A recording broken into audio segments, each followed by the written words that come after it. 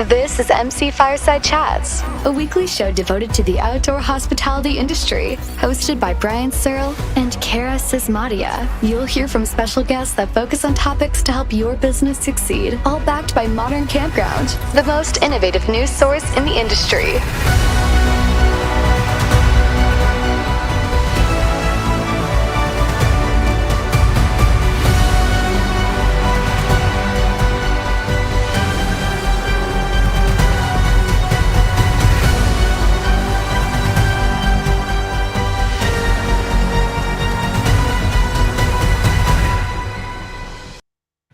Welcome, everybody, to another episode of MC Fireside Chats. My name is Brian Searl with Insider Perks here, as always, with Cara Csizmadia from the Canadian Camping and RV Council. Super excited to have another one of our open discussion shows here.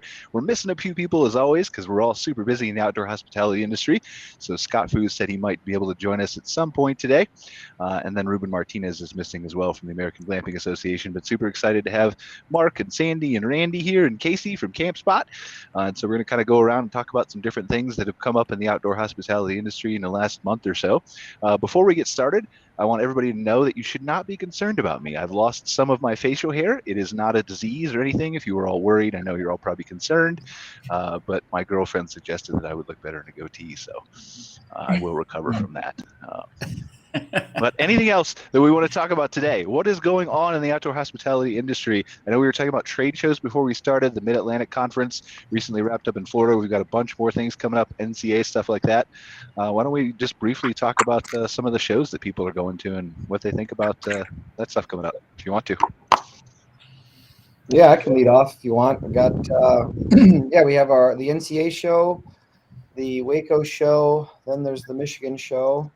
And I think shortly after that, there's the California show. So we're going to be busy with at least those. We try to make as many as we can.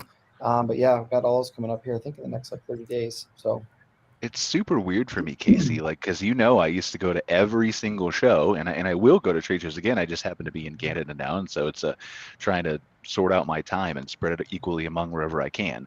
But I remember pre-COVID, before January, I was booked for 45 days on the road straight, attending all these conferences in March and April.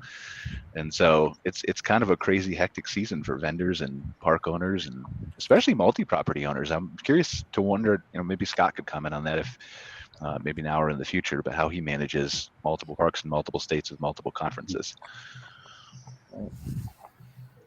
Yeah, the big thing we're seeing on conferences is on the consumer side.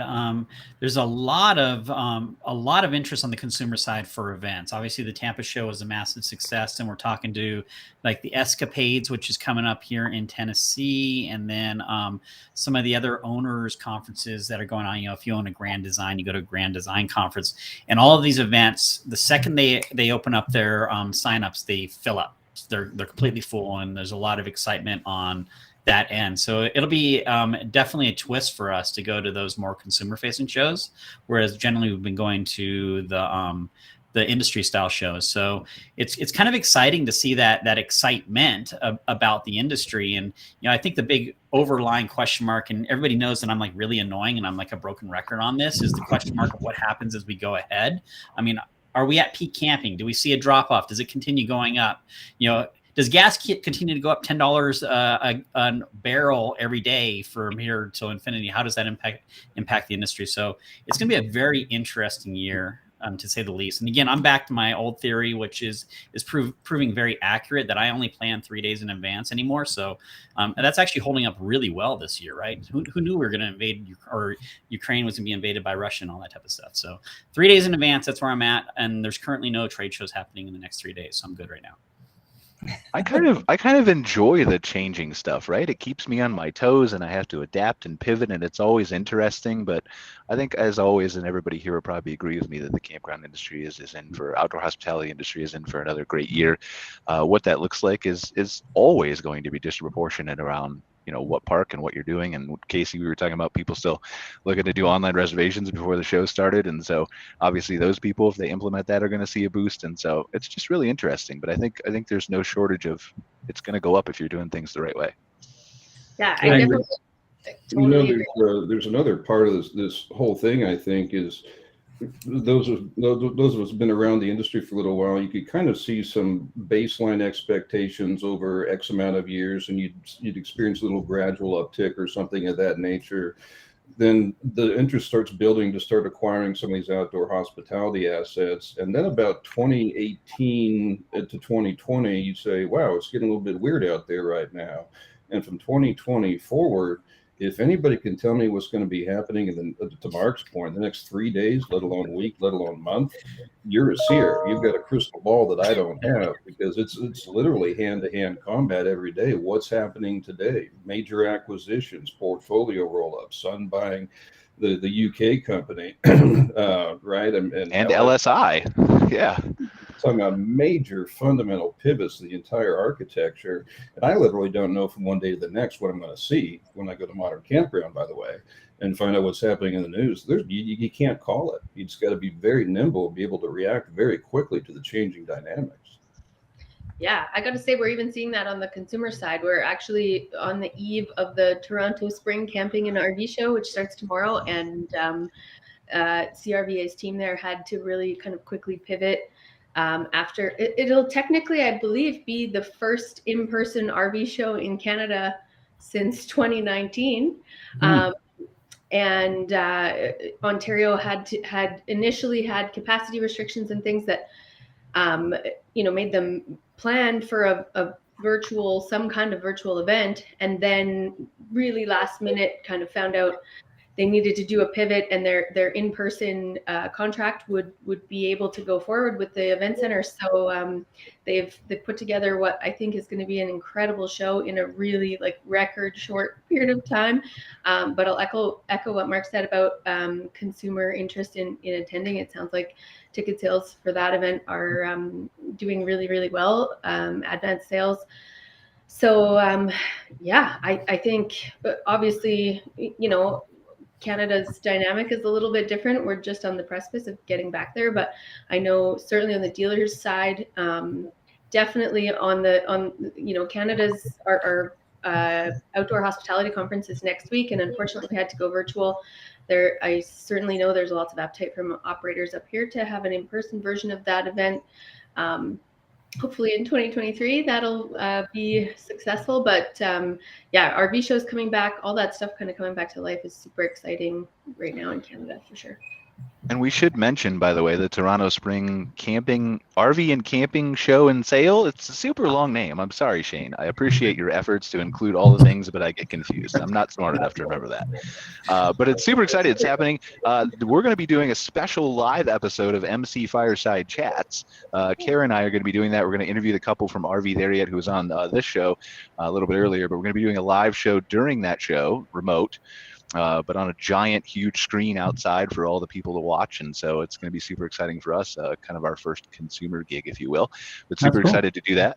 And then, as Cara was saying, the Canadian Outdoor Hospitality Conference and Expo is coming up. And I'm really interested, this dynamic. Obviously, I'm biased, right? We're planning this virtual show, but we definitely want to get back in person. We definitely want to do hybrid. And I'll be interested to see over the next months and years how the industry evolves to serve both needs, because obviously there's nothing better than handshakes and eye contacts from a vendor networking owner standpoint, but there are also benefits to analytics and data and tracking and watching things later and all that kind of stuff. And so it'll be interesting to see how not only we adapt, but how the industry adapts to serve both people who want a little bit of each.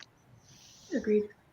I have a little bit of a theory on that. The consumers are sprung from their confines and be able to get out in the world again. Big interest in going out to these shows. Dealers, same thing. But it's the same for all of us in the industry. Also, we've been kind of pent up for a long time. The idea about going and seeing fellow colleagues in person is really kind of cool. I mean, actually see and talk with the people we've known for years and do business with on a daily basis. If I had to guess, and again, full disclaimer, who can guess? I would imagine that in person gets a huge bump initially while we all come out of our caves and say, I remember you. And then maybe it kind of levels off to a little bit more of the virtual type of thing as kind of a hybrid type of thing. But I think there's so much pent up demand to have public contact and interaction right now. It's let me out of here. I'm ready. Let's go talk. So basically what you're saying, Randy, is you're excited to see the people that you missed for 2 years, but once you see them once, you're going to remember why you only want to see them once a year, and then be virtual the rest of it? Or? How can I know if it won't go away, right?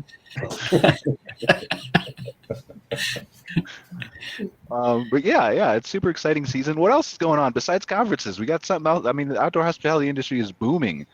What else have we seen in the news recently, guys? From Campspot's perspective, I know Randy's been working with a lot of different projects, Invest Outdoors, stuff like that. Mark sees about 42 posts a day in his group. He's got to have something to share. Yeah, I think maybe one thing that we've seen a little bit, and I don't know if it's the time of the year, but we've had a lot of smaller parks. Traditionally, like, Campspot, we've kind of focused on larger transient parks, right? They're the kind of the ones with the biggest need to, thousands and thousands of reservations coming in and the amount of time saved there. And we've just seen this huge uptick, which is awesome. It's great.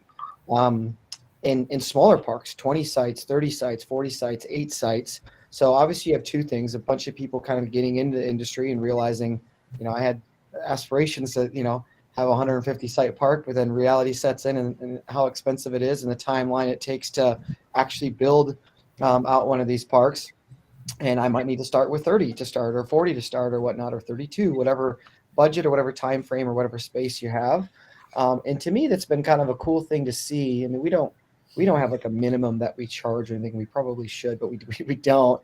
And so for us, it's like someone that has, an 8 site or 10 site park really gets the same software that, like what Randy said, like a Sun Communities is using to run their entire portfolio.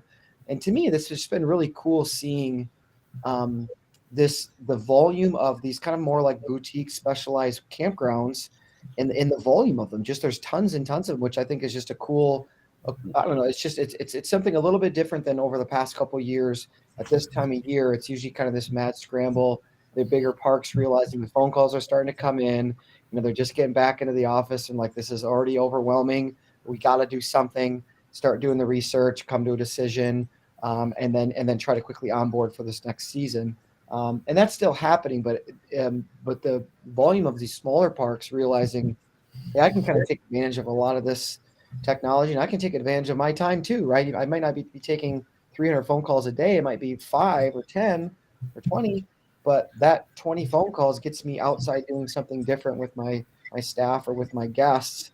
And there's a lot to be said for that. So I just thought that's been really interesting lately, seeing the volume of, smaller parks that are reaching out to us. I'm sure with other vendors as well, realizing, hey, their time is just as valuable and there's just as many benefits they can take advantage regardless of the park size. Well, let's talk about this for a second, because I think it's a fascinating dynamic, right? I've heard LinkedIn comments and Facebook comments in the past where we kind of tend to focus on some of the larger parks and the larger groups, and the mom and pop family campgrounds are still a huge, massive part of this industry and always will be. And so sometimes maybe we neglect those, or I neglect those unintentionally. And so let's chat about this for a second, because it's a really interesting dynamic, because like you're saying, Campspot has this pricing model that doesn't necessarily take into account all of these smaller parks.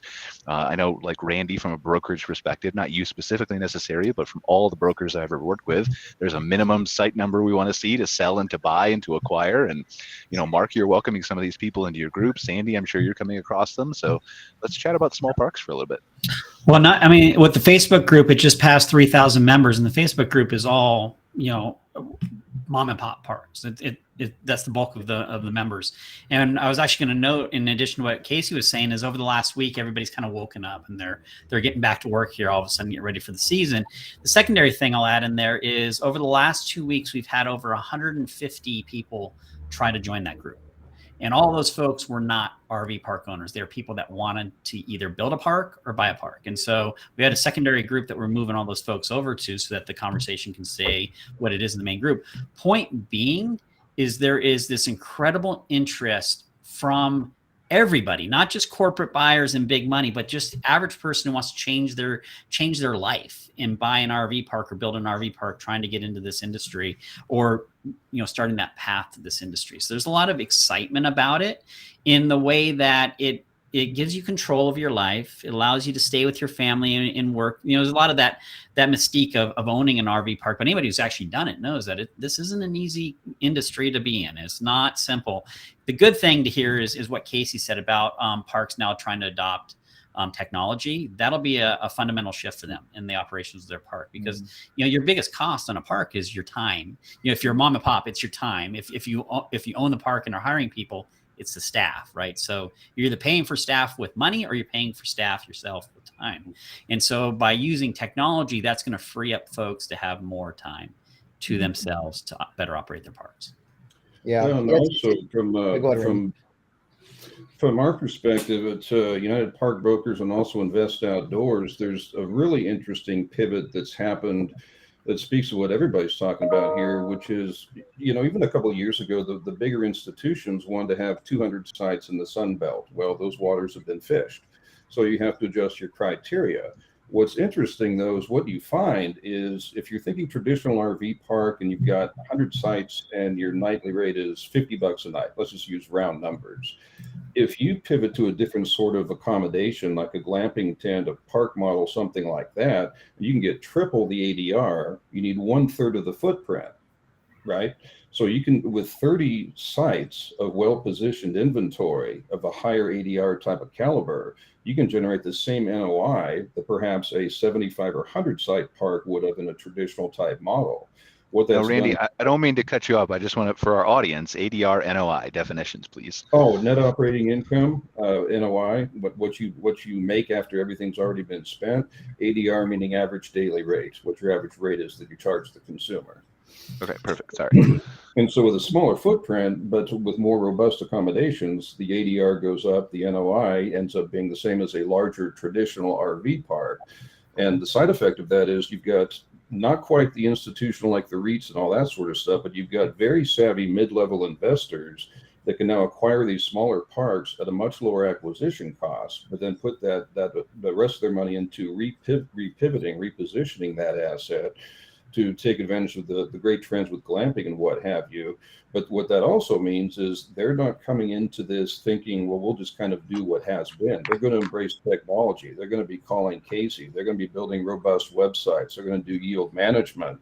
So whereas a few years ago, a 50-site park was almost verboten and nobody talked about it, they're actually pretty darn hot. And there's some savvy people going after them.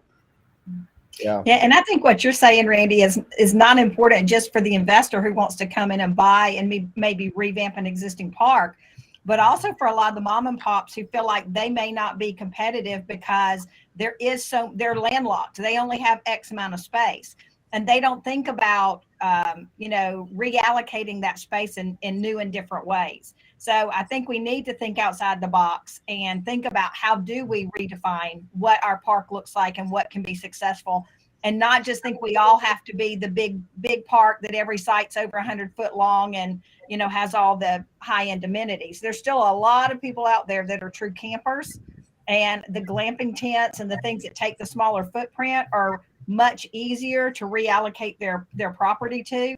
So I love what you're talking about, not just for investors, but just for existing parks trying to survive. Yeah. And to your point, Sandy, just one final thing, and I promise I'll shut up. What you're saying, Sandy, is really important, because the folks who thought they may have been the excluded middle, the smaller to mid-sized parks, now realize that the consumers don't always want to be in a 300-site mega park. They like unique and small and klitschy with a very unique personality to it. And they're going to spend good money to go to these smaller parks that have a unique, clearly defined experience. They'll come back to that selling the zip code type of thing. Those will always have a place. They always have and they always will. The difference is the level of operational expertise and the capital going after those assets is increased exponentially. The consumer benefits, the owners benefits. It really is kind of a win all the way. Well, in addition to that, if you're talking smaller parks, there's also parks that don't necessarily need to invest. They're competing on price, right? So there's campers that aren't going to spend $50 a night. They're looking for a $30 a night location, and you have 20 sites. You run them out for $30 a night. Then again, your only cost is your time. And if you can automate sequences, if you can make most of your process without you in it, then that becomes a very nice side hustle in addition to whatever your existing career is or your retirement plans or whatnot. So there are those parks out there that are 20, 25 sites. They're low end on the price point, but people are staying there. And if they automate a lot of the work that they would be doing in an office, why not do it? Yeah, this is interesting, because the size of park, it's almost, we have parks that reach all the time, and they almost are saying, like, well, we're probably not able to use your software, right, because of the size. And we're going, no, there's no limit in number of sites you have to have, right? So that's kind of one misconception. You could almost do a seminar. We've been talking about these, seminars and things, but one thing that could be so relevant is how to take back your time, right, and how to value it properly, right? Because even you take a 40 site, primarily seasonal park, and they're thinking, okay, I'm not taking online reservations. I don't need to. I only have a couple sites that are available. My guests stay here month to month, so on and so forth. Okay, but they're taking payments every month by check, and they're sending out bills every single month. They're not allowing their guests to pay online. They're not setting up an ACH. They're not allowing them to charge to site. They're not adding like the utility meeting automatically to the bill, and it's just automatically getting sent out. So even for some of these parks that don't fit the large transient park that's going to save a significant amount of time, and Campspot's going to make a bunch of money and blah blah blah. We're saying, well, we might not make you as much money as a transient park, but your time is worth a ton of money. And so your time, as far as then just automating your billing and automating some of the calculations of your utility meterings, and allowing people to charge to site, and automating the accounting and stuff like that, where you're having journal entries that are being made for you in the software that you're using. All these things, all of a sudden you start adding up where this time is being spent, and then you're going, okay, like it's not. I'm not going to make $15,000 off of lock site fees. Well, no, because no one's locking their site. I'm giving everyone their site. I'm not going to get all this extra money from grid optimization, from software doing that. No, but just some of the basic things that you think about how many times a park like that would explain over the phone what their site types look like, or what size they fit, and things of that sort. Whereas if you have images and you have a description of the different site types, it's that many more phone calls that you're not having to explain the same thing over and over.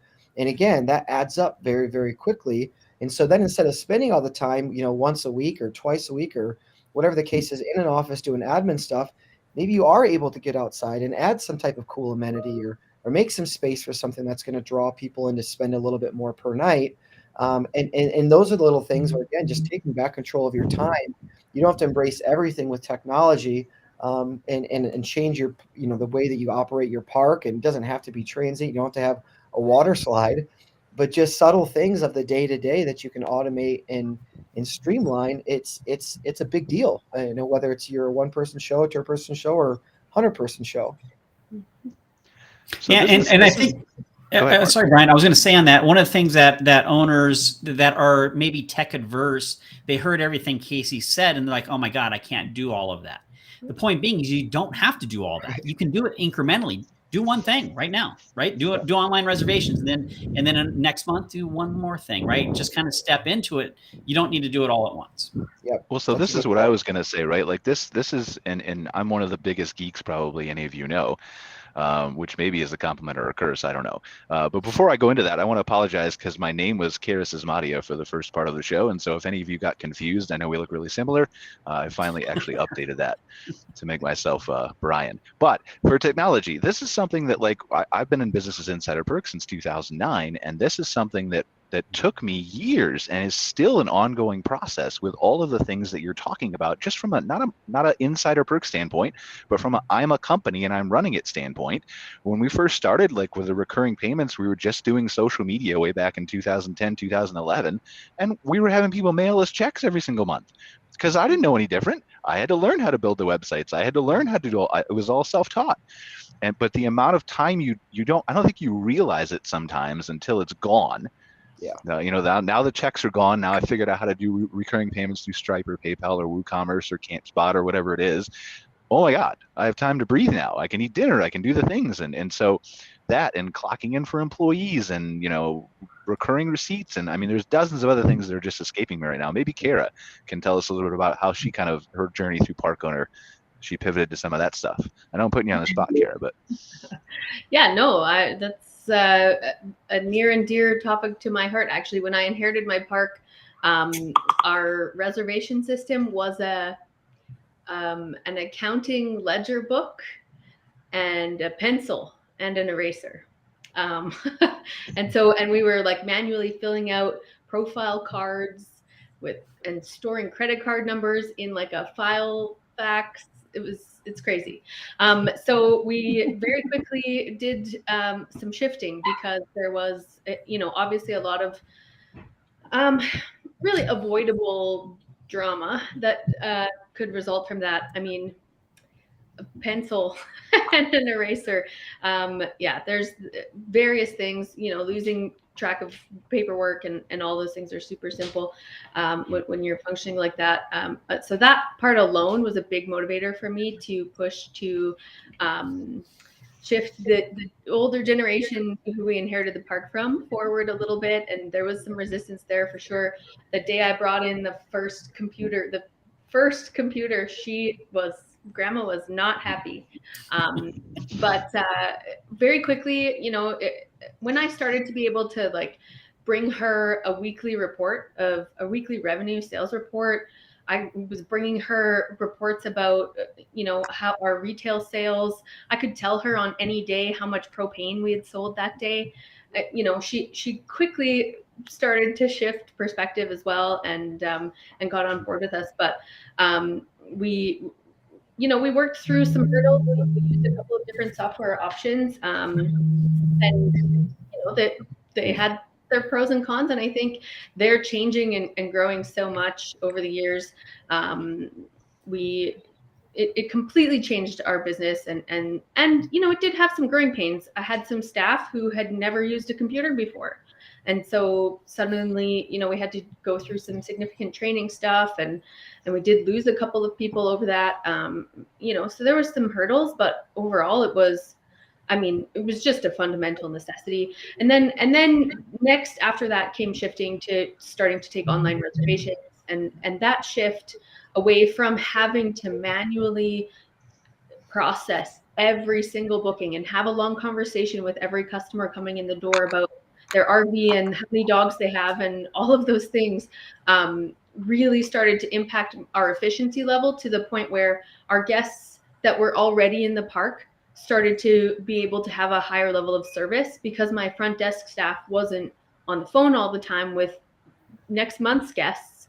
They were able to provide that really focused strategy to serve guests in-house. And then we also could free them up to start doing more things. We started adding events programming and doing, some kids activity stuff and things like that. That really, it was a snowball effect, that one really easy choice to bring in that computer.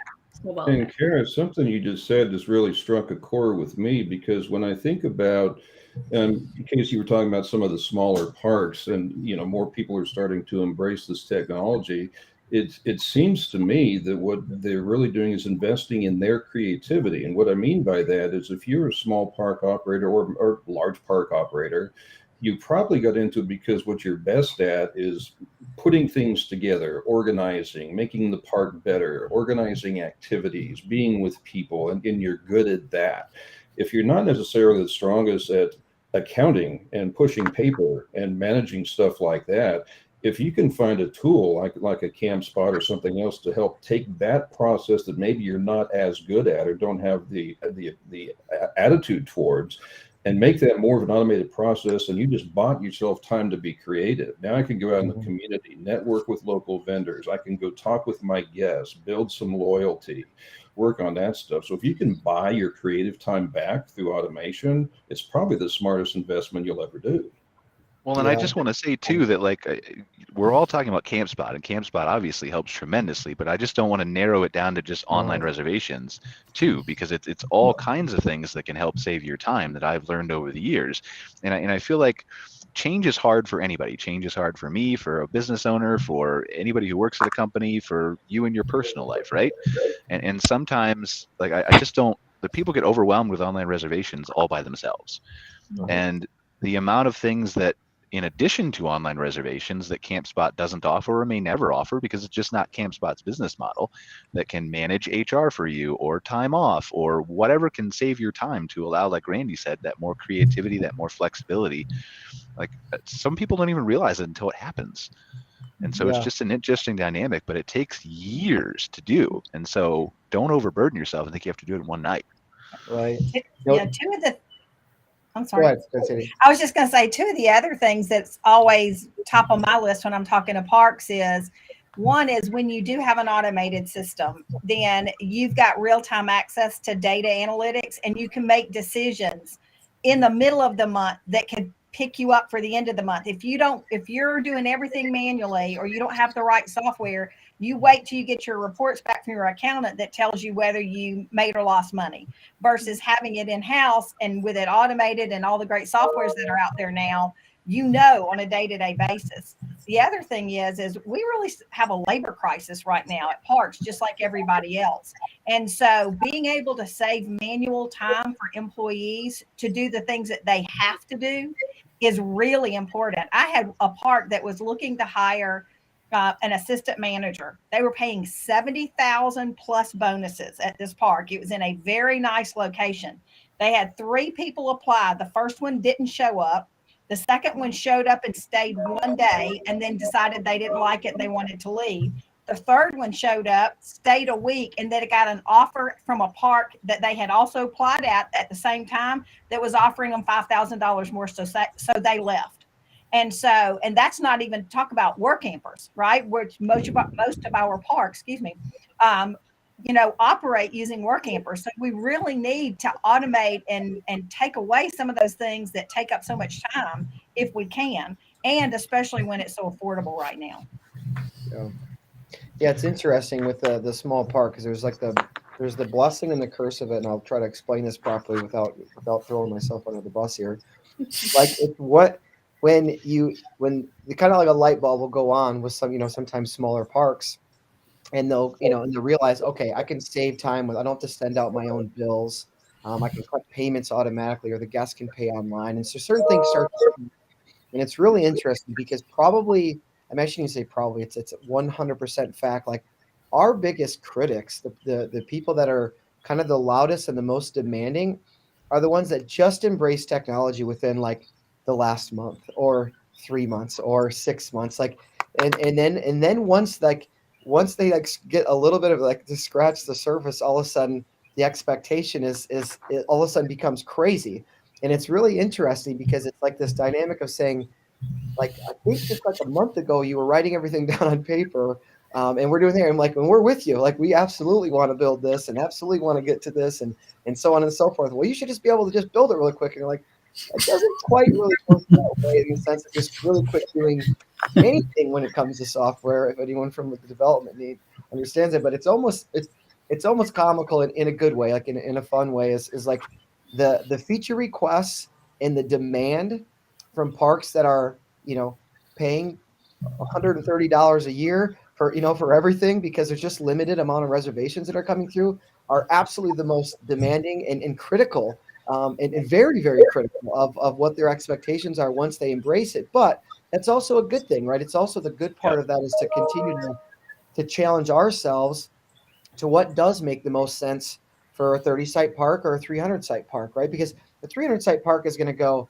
what are they going to look at? They're going to look at bottom line revenue, and they're going to say, okay, if I made an extra, $180,000 in ancillary income because of a couple of features that, we have or someone else has, that's what's going to matter to them, right? But if someone else, it could be the most minimal detail, but that's what's consuming their day-to-day, right? And that's more important, or that's more relevant than a bottom line dollar figure. So it is an interesting dynamic. Like, we kind of open up the can of worms for that, but it does help us grow, right? We have to funnel it all in and try to make sure that we're, picking and choosing the right things to kind of pursue. But it is funny because, like, again, the loudest critics are typically the ones that, just decided to embrace technology and are some of the smaller parks, but it's pretty interesting.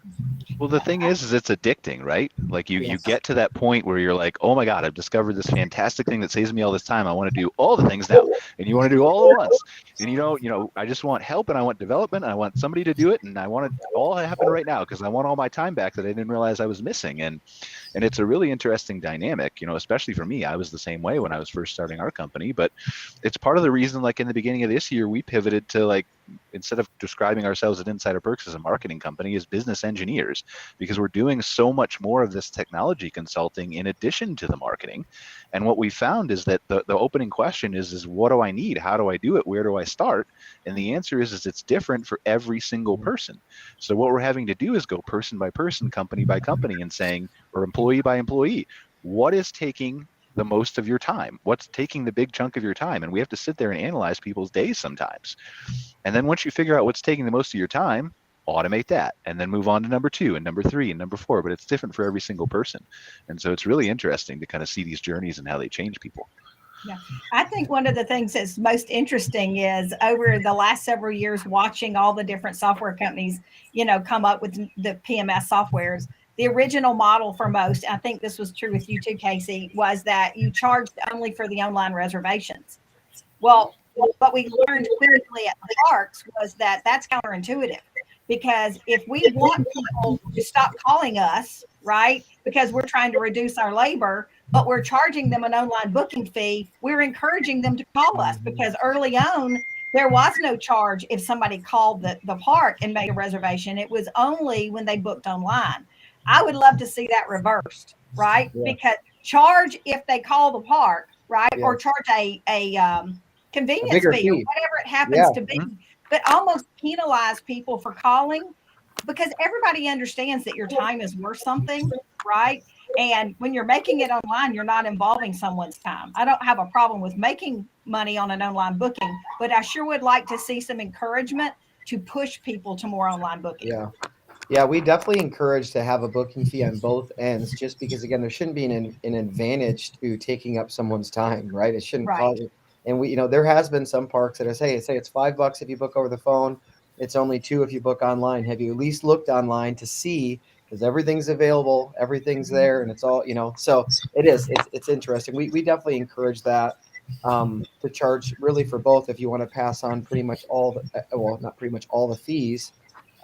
Just because again, people don't walk that.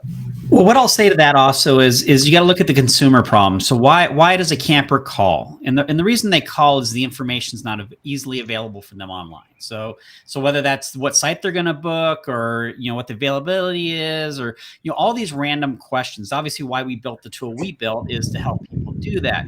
So from a park owner's perspective, if you're getting a lot of phone calls, start logging the reason for those phone calls.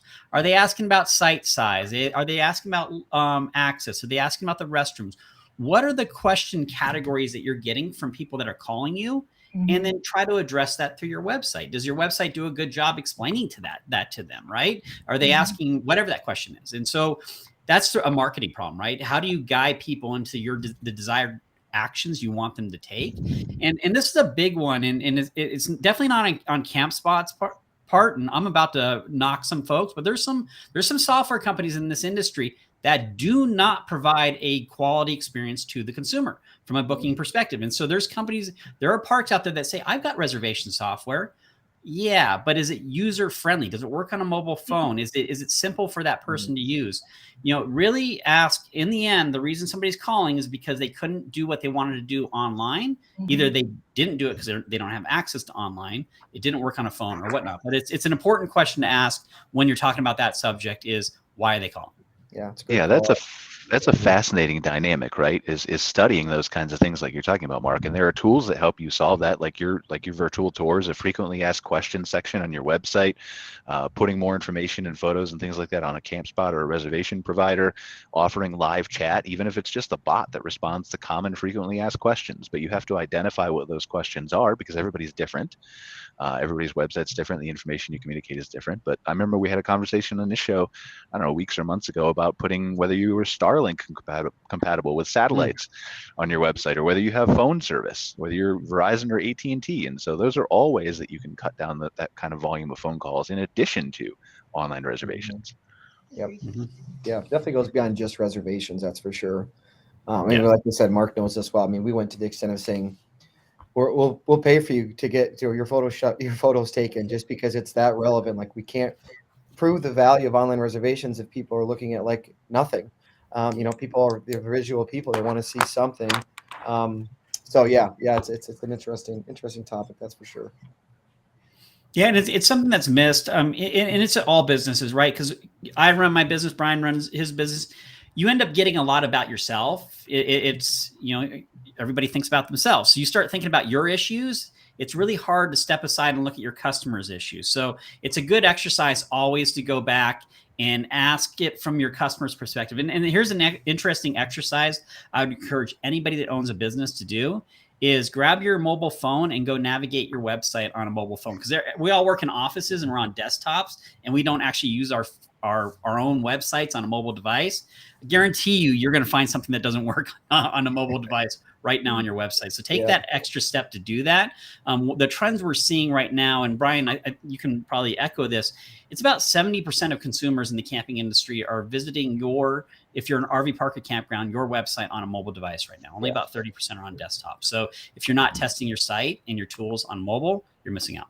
Yeah, I think we're at 63 or 65% of online reservations are made via mobile, and that number is going up and up and up. So even again, I'm not calling anything out, but just even if you are taking online reservations, go through and do it on your phone, because if you're having to scroll over and squeeze in and squeeze out and there's pop-ups and stuff like that, those don't work on phones. And so, again, it's just going to drive up the amount of phone calls that you get. So yeah, it's definitely good advice to just vet that out. Well, I'll throw myself under the bus here for a second. We had, and to Mark's point that you don't ever look at it, right? Sometimes we don't look at it as marketing agencies as often as we should for clients who we've already designed websites for. And so I had a client call us up, 2 or 3 weeks ago and say they were at a conference and they just so happened to be showing their mobile website, and I had missed something, and like the size of an image was super long, right? And it just didn't work on mobile. How dare you? And so we make these mistakes. We're all human, right? But you have to pay attention to that stuff. And so I had to go back and fix that image and made a few other tweaks that I just kind of looked at it with a fresh set of eyes because I hadn't seen it in a year, right? And learned some things and changed some things around on other clients' websites. But it's so important to do that. And the tools are there. This is back to the automation and the tech and why you need somebody to work with you, even if it's just your son or your daughter or your friend who knows these things, because the tools are there to help you analyze user behavior, whether it's through your basic Google Analytics or Mark, I don't know if you ever use heat mapping and things like that. Casey, I think you guys do on Campspot, don't you? Yep. To analyze user behavior, you can watch what people are doing on the websites. And so I remember I'm not going to say the reservation system, it wasn't Campspot, but a year or two ago, I remember we did heat mapping for a client and looked at how the user was navigating and moving their mouse on mobile through the reservation process. And to Mark's point, it was one of those older kind of didn't really work well on mobile type things. And we found out that literally you couldn't on Apple Safari phone, you couldn't actually click and change your date ranges. And we were watching people rage click trying to get the dates. And so they weren't getting any reservations from Apple phones. And we had to actually call the software company and had to fix it. So it's really interesting, some of the stuff you can uncover. And if you take the time to step back and analyze that or have a partner who will for you. Yeah. Well, on this topic, just because I think this is somewhat, related. We've always been big components in this, take or leave this, but we've always been big components, of course, of having a map and having people be able to book via a map. And that's a, debated topic, and we don't necessarily need to go into that. But the idea is that people are going to call, they want to know based on location where things are at in the park and ideally be able to book there. As an owner, you can pick and choose which way you want to go. But one thing that we've seen a ton is even on a basic map that has a layout of the park, when parks have added a very simple icon of a children's little playground, right? It's just a simple icon, and the reality of that playground, it doesn't even matter. It's the fact that it could have a slide or as a swing by it. It's mind-blowing the amount of additional reservations that would then start locking around this $1,500 little playground icon, right? It's nothing more than that, but it's just the idea that, hey, there's something for my kids to do right by this site. I want to guarantee that site. And so we've actually used the heat map analysis of lock sites and revenue per site. That's on the dashboard there to help parks almost expand to put additional amenities there, because they pay for themselves immediately, right? They pay for themselves just with whether it's lock site or just choosing that side of the park where primarily everyone was choosing another side.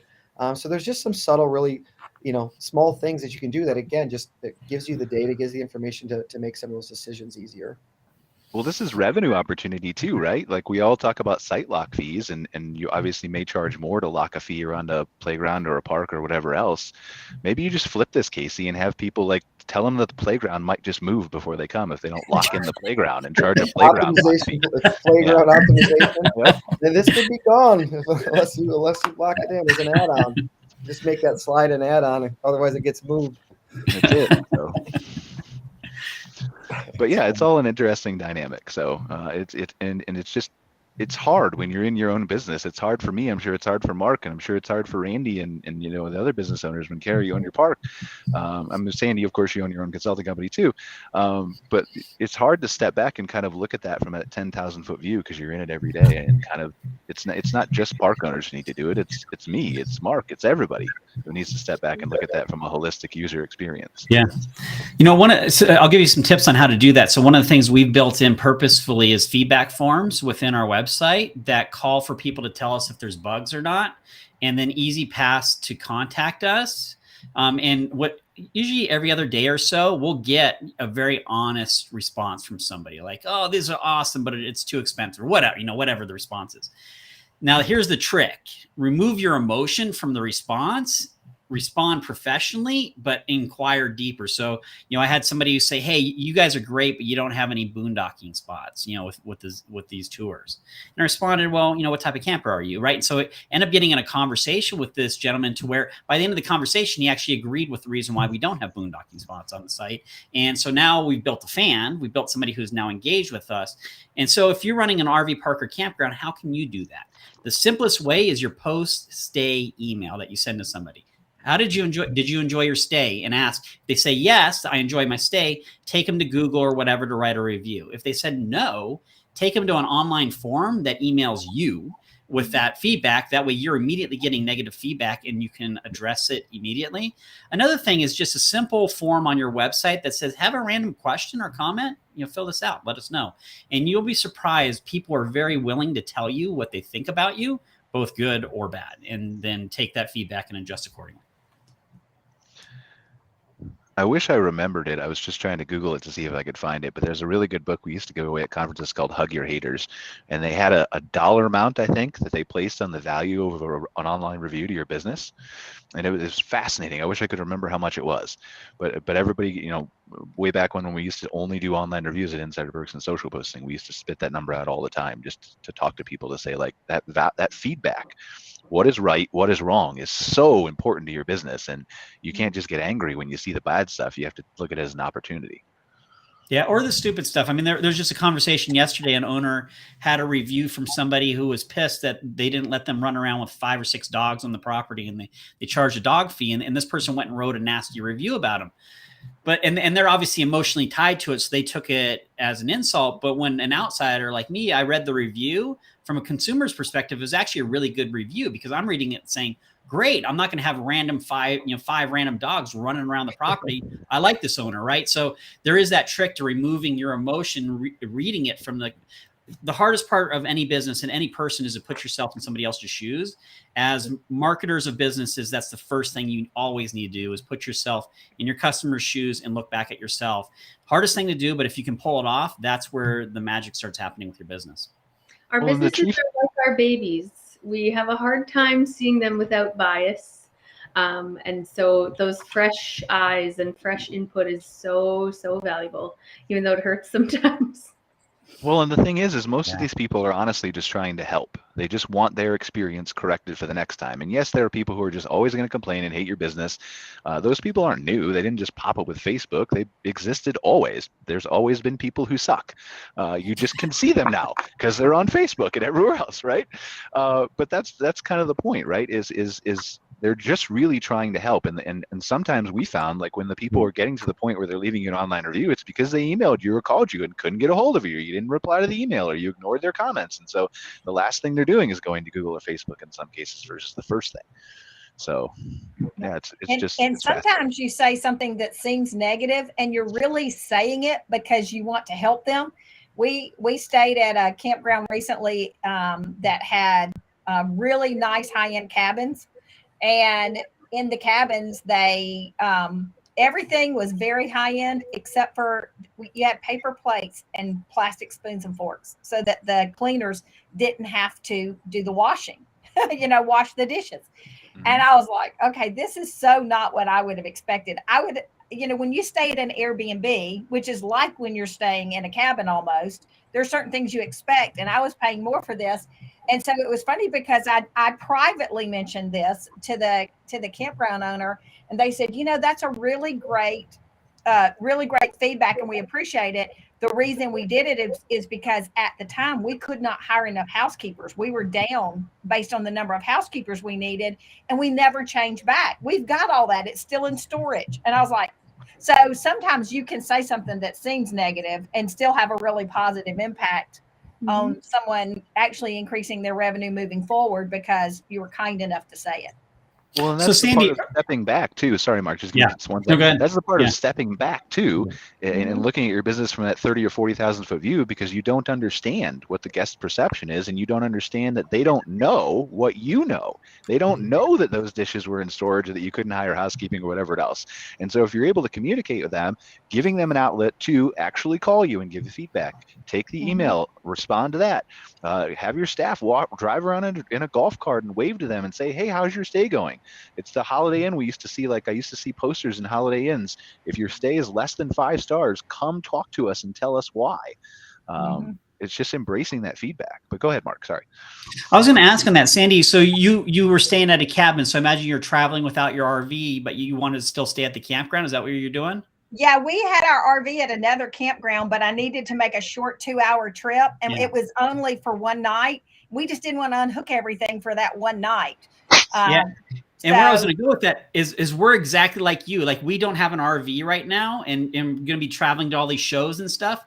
I don't want to stay in a hotel. We want to have a kitchen. Like this is to Randy's point about the glamping and the smaller. There's this massive opportunity in our industry right now to add these cabins and everything else to the properties and capture folks like us who don't want to stay in a hotel, who want to stay in an Airbnb style, but don't want to have to go through the Airbnb hassle.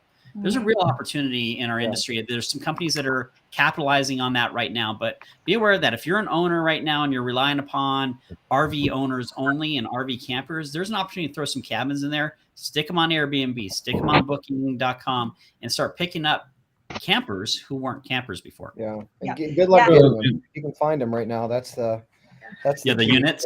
They're hard to get, or they're overpriced, but I mean, there's a reason for it, is because the parks that have invested into them, they're selling and they're buying a lot more, right? And in many cases, I mean, again, even if you're an RVer, a lot of times it's convenient just to stay in a cabin. I was going to say, from the communication thing, I think that's a really good point. Again, it's one of those things you could probably do an entire topic on. I mean, even like on a different industry, we go into restaurants all the time now, and there's hardly anyone in there, and they're like, it's a 45-minute wait. And you're going, well, how in the world is it a 45-minute wait? There's like 7 people here. But you usually just say, oh, okay, yeah, I don't want to wait 45 minutes. We're going to go somewhere else. And that the reason, or a couple of times that we've inquired, it's like, oh, actually, we're low on staff, right? We're low on staff, or we're low on, we only have one cook working back there. And I'm going, how in the world are you just not explaining that to me? Why aren't you just telling me, hey, we're short-staffed tonight. We'd love to have you guys. It's just going to take a little bit longer than it normally would. We only have one cook back there. If you're okay with that wait, we'd love to have you. If you're in a hurry, we just want to be upfront and honest with you that it's going to take a little bit longer. Like, that to me makes me want to almost support that business even more, knowing that they're having a hard time, finding employees, and just being transparent, communicating. I think it's the same thing in the camping industry too. Like, if there is some sort of shortcoming, if there is a lack of staff, or you weren't able to call everybody back, or whatever the scenario is, just open communication and being honest with where you're at and what's going on, not creating this big sob story and making everyone feel sorry for it, but just being perfectly honest with what the scenario is, what the situation is, and we can accommodate or not, but based on that, you guys make the decision. It's crazy to me how many restaurants are still doing that. Just, it's a 45-minute wait, and you're going, how? But they're not explaining why. 80% of negative reviews come from expectations not matching what the customer expects, good or bad. Go ahead, Randy. Wait. What percentage was that, Brian? You got cut off. What percent? 80% was what it was years ago when I read Hug Your Haters. It's in there, but I'm sure it's increased by now. But go ahead, Randy. Sorry. Yeah, Casey, to your point, and I think all of our points, the best thing you can do is be a truth teller with any business you have, no matter what that business is, in particular campgrounds, because to your point, Brian, expectations are set by what they see, what they read, and what have you like that. If you exceed expectations, you've got a friend for life. If you fall short of what you've pledged, you've got a detractor for life, right? And you'll never get that person back. But one of the things that I think often gets lost, and again, it goes to the objectivity thing. When I look at my website, sometimes my old website, I'd be like, why didn't I look at this thing sooner? This is not what we do. And you just forget about it. You set it and forget it. Then all of a sudden you forget you've got this living entity that's breathing who I am as a company. And I go back and say, but that doesn't even describe what we do now. So the whole point being this, if I'm walking around my campground and there's the smell of pine coming through the air, so I'm hearing birds overhead and I can smell a campfire in the distance, I know what I'm experiencing. But if I just say verbally to somebody, really nice tree cover in a quiet, relaxed setting, I don't picture myself there. But if I start describing, imagine yourself in the the beauty of the outdoors with the smell of the campfire wafting through as the native birds soar overhead, then include a big giant picture of what you're talking about, you're not romanticizing or telling tales. You're saying, this is exactly what I experience when I'm here. I'd like you to experience that too. But telling the truth about who you are with limitations, with your positive stuff, and just being honest about what you've got and not over-promising, that's the best way you can always have a consistent good experience and minimize those complaints. But to Mark's point also, it's really hard not to take it personal. But if you just got to be objective and say, I understand what they said. What are they telling me exactly, though? What was the source of the discontent? What's the core issue here? That's a hard thing to do. It takes a lot of practice. Yeah, I absolutely agree. Yeah, I usually write the first response email and then delete it and write another one afterwards. I've done that. Sit on it for 24 hours. I may have deleted some things that I've typed in response, Mark, on Facebook. Maybe once or twice.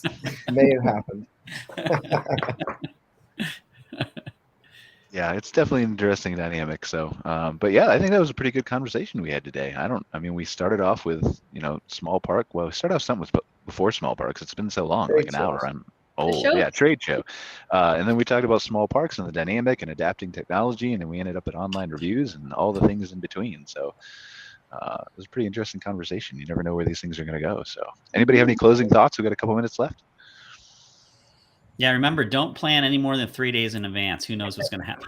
I feel like that's my final advice for everybody. Unless you're forecasting occupancy, then look at those reports. And use them. That's a business opportunity for you, Mark. You should sell that, like a seer. Sell the book 3 days in advance. The new management plan, 3 days in advance. Want to know what happens tomorrow? Contact Mark. Yeah. I think that would work really well for you. Randy would probably sign up for sure. Well, I think so. I think there's something for success planning by 4 o'clock. We'll just kind of leave it at that. I mean, that's all I can look at. By today, I think I can do this. Beyond that, don't ask. Yeah, absolutely. Anything final thoughts, Sandy, Casey? Nope. Good conversation. Well, 6 days from now, the Canadian Outdoor Hospitality Conference and Expo starts, hopefully. Hopefully. 3 days. We're only planning 3 days in advance. No. Oh, that's true. Yeah, that's a good point. There's lots of things, exciting, awesome things to happen there. It's, again, virtual this year. And so, that impacts how some of the things will go for sure. But overall, I'm super excited we've got several attendees registered and lots of really great sessions and speakers and all kinds of things lined up. So I hope, if you're not registered yet and want to attend, go do that. Reach out to me. I think I was looking at the attendance numbers. I'm pretty sure we have more attendees than we did last year. So that's super exciting. Yes, sir. You're correct. But yeah. All right. So thank you all for joining us. Appreciate it for another episode of MC Fireside Chats. Just as a reminder, we are available as a podcast for you to listen to and on mcfiresidechats.com if you'd like to go back and check out this episode or any past episode in the past, present, whatever. I'm stumbling over my words now, so we'll just forget about all that. Super excited to take next week off. We won't be here for a show. We'll do the live show there from the Toronto Spring Camping and RV Show on Friday, but we're going to take next week off because Cara and I are obviously going to be doing a virtual conference where our time will otherwise be occupied. But we will be back the third week with a Campground Owner Focus show. So excited to have that, some new guests on that show as well. Other than that, thank you all for joining us. I really appreciate it. And we will see you all next week. Thanks, guys. Bye. Take care. Thanks for watching this episode of MC Fireside Chats, hosted by Brian Searl and Cara Csizmadia. Have a suggestion for a future show or want to see your campground or company as part of an episode? Email us at hello@moderncampground.com. Join us next week for another episode. And don't miss the latest outdoor hospitality news and commentary from around the world at moderncampground.com.